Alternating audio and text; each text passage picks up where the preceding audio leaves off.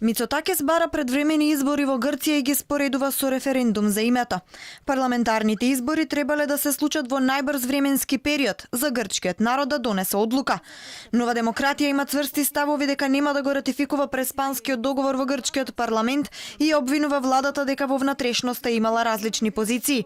Додека Ципрас и министерот за одбрана Каменос биле приковани за фотелите уште неколку месеци, го искористувале наводното внатрешно несогласување само за да добијат уште малку време во власта. Затоа и ние ќе инсистираме, избори колку е можно поскоро.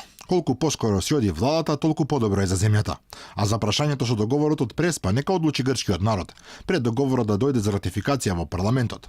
Ние овој договор нема да го ратификуваме ниту сега, ниту кога најдеме пред нас во следниот парламент. Особени реакции во Грција предизвикаа стенограмите кои ги објави весникот Катемирини и германски ФАС. Таму се објавени наводни тајни средби на специјалната представничка на Мицотакис и портпаролката на Нова демократија Марија Спираки со премиерот Заев уште пред да почнат преговорите.